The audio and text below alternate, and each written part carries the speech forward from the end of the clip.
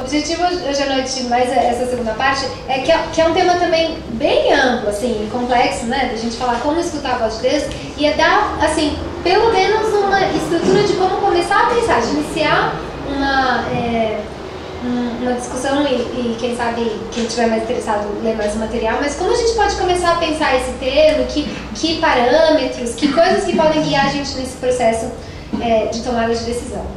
Bom, o que a gente vai fazer agora? Então é o seguinte, dado o que a gente já mapeou de como estava na Bíblia, a história da igreja e algumas vozes do Espírito que afirma que ama, o Espírito que traz para arrependimento, o Espírito que esclarece as Escrituras, o Espírito que guia as decisões, a gente vai focar no tema de Espírito na tomada de decisão e primeiro ver que tipo de linhas hoje estão mais presentes na como a gente escuta a voz de Deus na tomada de decisão.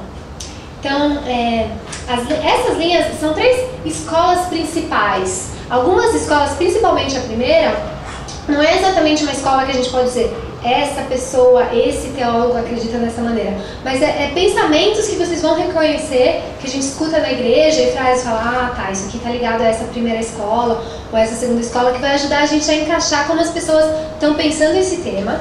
Então, o que eu vou fazer é apresentar essa primeira escola, fazer uma análise disso, segunda escola, fazer uma análise disso, e expandir um pouquinho na terceira, que é uma visão interessante mesmo. Pareceu para mim uma visão que eu tenho tomado para escutar Deus em tomada de decisão e que acho que pode ser uma coisa que pode acrescentar para quem estiver interessado. Bom, então é esse caminho que a gente vai. A primeira escola que a gente escuta, chamei...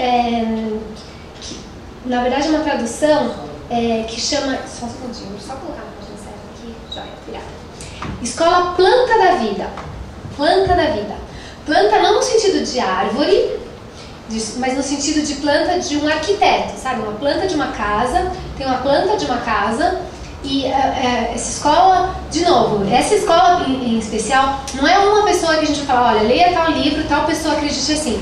Mas à medida que eu for falando um pouquinho dessa escola, tenho certeza que vocês vão identificar coisas que a gente escuta na igreja, na televisão, outras pessoas falando essa linha de pensamento, esse tipo de escola. Planta da Vida. Por que esse título? Planta, arquiteto mesmo, que tem a planta da casa, e como se numa tomada de decisão, a nossa vida é para Deus como se fosse aquela planta, assim, detalhada, que a vontade dele está ali, milimetrada, e nesse sentido. Bom, o que é essa linha na tomada de decisão? Que tipo de pensamento que a gente está? Bom, a principal ideia disso é que Deus tem uma vontade particular, uma coisa bem específica para a sua vida. Numa tomada de decisão, o pessoal dessa linha vê, olha, Deus quer exatamente uma coisa bem certinha de você. Algumas frases que exemplificam esse tipo de visão. Por exemplo, a gente escuta muito. Deus tem um plano maravilhoso para a sua vida. Quantas vezes a gente escuta, né? Deus tem um plano maravilhoso para a sua vida. Eu acho que a pessoa que Deus tinha o plano mais maravilhoso de todos era Jesus, né?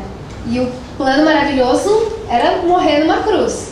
Então, às vezes, quando eu escuto Deus tem um plano maravilhoso para a sua vida, eu falo, nossa, às vezes é tão maravilhoso quanto morrer numa cruz, né?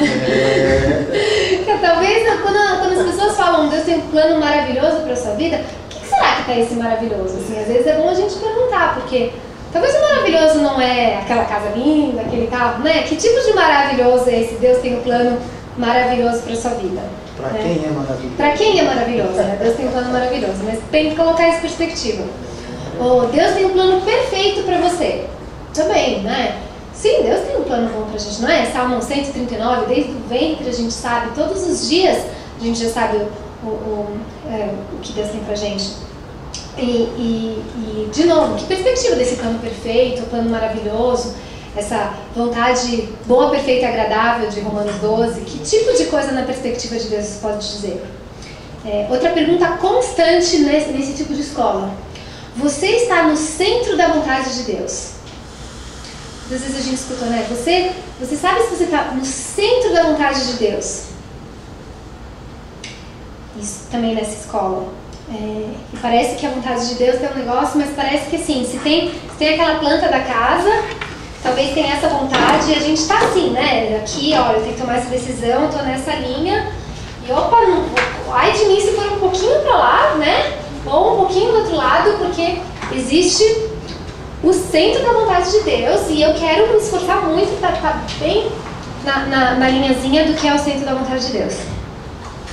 Outra ideia dentro dessa escola, que Deus abre e fecha portas. Isso a gente escuta bastante, a gente vai conversar sobre isso. Olha, qual que é a ideia? Que Deus abre e fecha portas numa tomada de decisão e a implicação seria que uma porta aberta significa que é uma porta que Deus abriu e aquele caminho a gente deve seguir. Ou uma porta fechada significa que Deus não abriu aquela porta e não é por ali que a gente deve seguir, essa linha, né? Eu tô falando uma coisa que vocês assim, já escutaram bastante, né? Esse tipo de pensamento, a gente vai olhar um pouquinho para isso. Por exemplo, só um exemplo de porta aberta ou fechada. Por exemplo, o aluno de vestibular com 17 anos, né, prestando vestibular, vai lá e presta para 3 faculdades. E aí ele passou em uma faculdade. E aí a ideia é que aquela porta está aberta e que dali a vontade de Deus, a voz do bom pastor abriu aquela porta e vamos por ali. Vou pausar, volto nesse ponto depois para a gente analisar um pouquinho isso. Bom, pegaram a ideia, né, dessa escola de, olha, Deus tem aquela vontade, a planta, aquele arquiteto bem certinho, a gente tem o centro da vontade de Deus, aquele plano perfeito, aquele plano maravilhoso, que a gente está bem no centro, que Ele vai mostrar, vai abrir e fechar portas para aquela linhazinha, né? Então, algumas perguntas que eu coloco nessa visão, assim, e algumas pessoas já criticaram, que talvez essa constante pergunta, se a gente está no centro da vontade de Deus, se a gente está exatamente naquela linhazinha, se tem um arco e flecha e ali tem o centrinho da vontade de Deus, se a gente está exatamente ali, se isso às vezes pode ser mais uma fonte de ansiedade nossa, algumas vezes, do que vinda do próprio Deus. Se Deus tá lá olhando, nossa, será que está bem no centro? Será que não sei se isso pode ser alguma coisa que a gente que traz tanta ansiedade, tanto peso pra gente, que até trava um pouco. Fala, nossa, eu tô constantemente, será que eu tô no centro da vontade de Deus? Será que eu não tô a 1 ou 2 passos da vontade de Deus agora, né? Isso é uma coisa que talvez até, se a voz do bom pastor com as ovelhas, seria alguma coisa, vocês estão bem no centro. Será que, tipo, essa voz que a gente escuta do bom pastor? E conversando um pouquinho sobre essa ideia de porta aberta ou porta fechada. Usando esse exemplo, por exemplo, de uma pessoa que prestou 3 vestibulares e passou num vestibular. Bom, será que necessariamente, porque aquela pessoa não passou nos outros 2 vestibulares, necessariamente significa que o bom pastor está falando que não é para ele fazer aquelas outras 2 faculdades? Será que isso é necessariamente verdade? Será que poderia Deus não estar dizendo, bom, estuda mais um pouquinho, daqui uns 6 meses, presta o vestibular, opa, passou, sabe? E será que necessariamente porque a pessoa não passou naquele vestibular ou porque alguma coisa não aconteceu, necessariamente Deus está fechando aquela porta?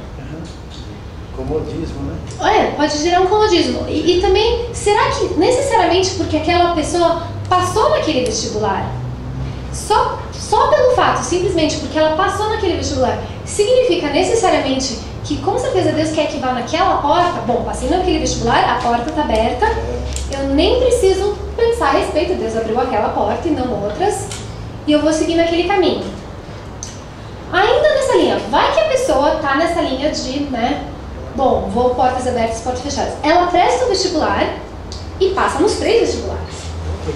E aí, se você está com essa linha de, nossa, a porta aberta, aí tem 3 portas abertas.